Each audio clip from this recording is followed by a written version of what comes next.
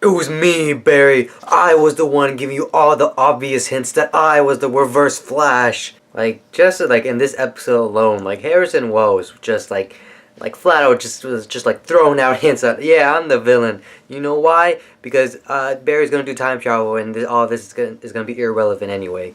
Anyway, what is up, ladies and gents? Nate here, bringing you my review for The Flash, episode 15, known as At a Time, because, you know, time travel. That happened at the end of the episode. Of course, spoilers in this video of the episode, so if you haven't seen episode 15, I recommend not watching, and go check it on, like, on the CW website, and Hulu, and Amazon, and iTunes, and all that good stuff. So I'm gonna get all the small stuff out of the way, or, like, because like the most important part of this episode was like the last 10 minutes that like usual.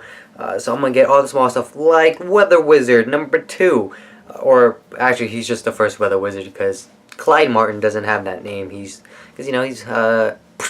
dead. Anyway, in this episode we see the introduction of Clyde Martin's brother Mark Martin, who has more precise powers of controlling the weather other than like Clyde, because like Clyde, I'm assuming because he was the first villain that we saw, the first metahuman, and since he didn't have, I guess, time to practice, he wasn't really as like focused with his powers, where on the other hand his brother Mark, I guess he didn't sense because he had 6 months, he has more control over the weather than he does. And Mark himself as a villain, as a metahuman, I liked him a lot. He was very, I guess you can say, charismatic. I guess I liked his old look, like the hair and like scruffle. I guess I didn't just enjoy Clyde Martin's like scraggly hair, like wiggly hair, and like covering his face and all of that.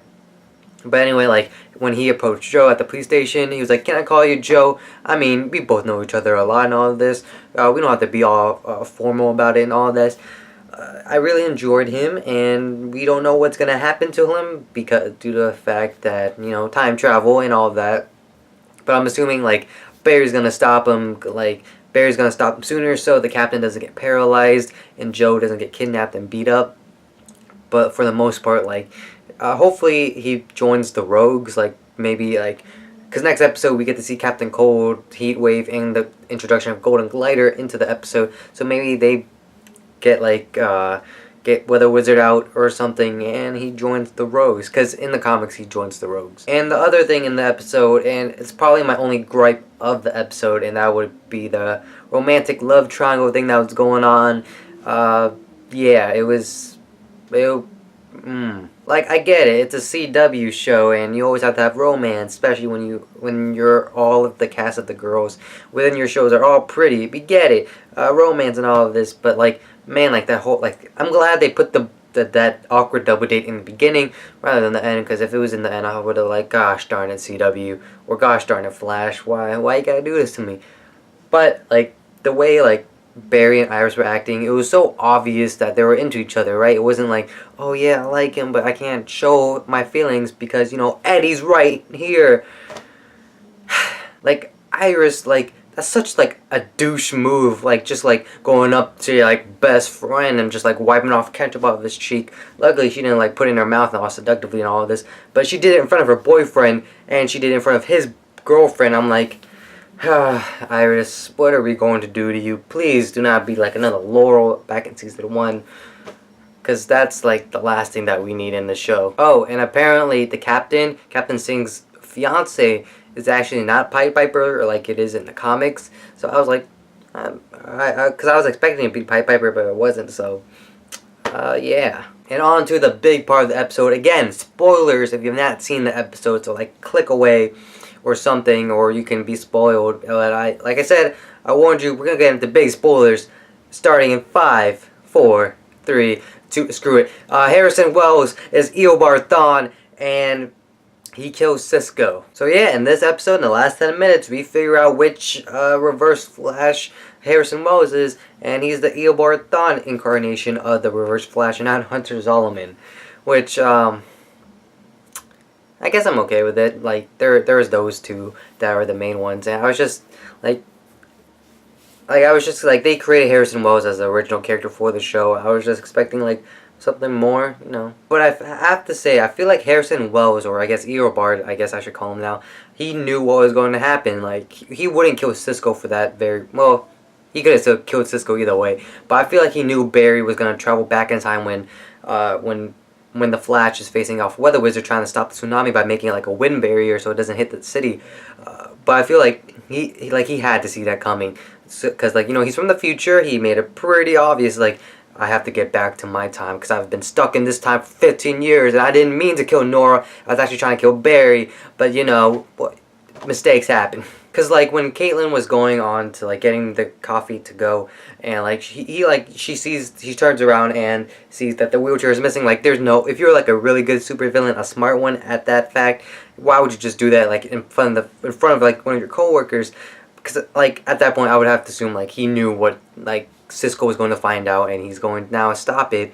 Because when Barry goes back in time, he goes back in time by like a day or so. So he's gonna, like, Barry's gonna stop Weather Wizard, I'm assuming, and all of this, and Harrison's gonna be more careful with Cisco, under the assumption that Harrison will always retain his memories of what happened, because he might have ran back in time too, for all we know. So he keeps his memories. But I do have to give props to Carlo Valdez, the actor that plays Cisco, for a fantastic job on like the whole scene of this between him and Tom Cavanaugh. It was great, like just seeing Cisco, like seeing the hero, right, his own hero right in front of him, just revealing himself to be a villain and just pretty much like, taking his life. It was just like heartbreaking. Literally, he took his heart out and just like smashed it, I'm assuming. But for like the Flash, for what we know, and plus it's on the CW, it's not emotionally like stressful like it is on Arrow or like on The Walking Dead.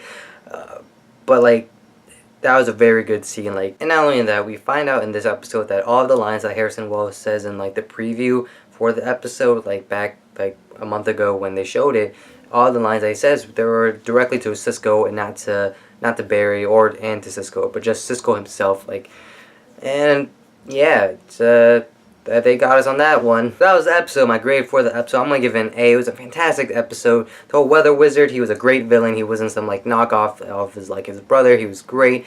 I love him and and Joe's interactions with each other. Jesus, whereas also that one scene where there's lightning coming down because of Weather Wizard and Barry, he going very fast enough to where time is slowing down. He gets Joe out of there. That was a very cool scene. And not only that, we see some shocking truths of this episode, that being Harrison Wells is actually Eobard Thawne, who actually is, the reverse Flash. And there's actually a new trailer came out for the future episodes on where the show is going. It's very spoilery, but I'll leave a link down below if you want to see it. But for the most part, there's this one shot of the trailer where actually Captain Lance from Arrow comes by, and Joe and him and Cisco are digging up a body. And I think I know who that body might belong to, so yeah. Now, just my own quick opinion real quick, I guess, because, well, this whole video is kind of my opinion. But anyway, Andrew Kreisberg, one of the executive producers for this show, said this is going to be the best episode of The Flash yet. And some of you might agree, some of you might disagree. Me, personally, I thought, yes, it was a very good episode. It was not a bad one. It was not bad whatsoever. But in my personal opinion, it wasn't the best episode. That episode would have to be a Firestorm. Or rather, the last episode, episode 14, where it had Firestorm and the Flash. Because I gotta say, seeing the Flash and Firestorm just like going out towards the camera was like a really awesome shot. And you can't beat that. Unless you give me the shot of like Arrow, Arsenal, and Black Canary riding on their motorcycles with the Atom flying, with Firestorm and the Flash running alongside them. Because that would be pretty awesome. Anyway, my question to you guys, I guess, is will the Weather Wizard join the Rogues? Let me know down in the comments below. I believe you think so, because they didn't kill him off. They just, went back in time. But I'm assuming that they're going to have him on, and just put him along with the Rogues. Anyway, with all that said, thanks for watching. Hope you guys enjoyed the review. Please leave a like if you think the video deserves it. Subscribe to my channel if you haven't already, and I interchange your faces for a little while. And I will see you guys all tomorrow for Parasite and Arrow. Quick PSA, I guess. The Parasite video, it might be like a few hours late. It might be uploaded around like 6 or 7, but it will definitely be uploaded before my Arrow video. So yeah, until then, bye!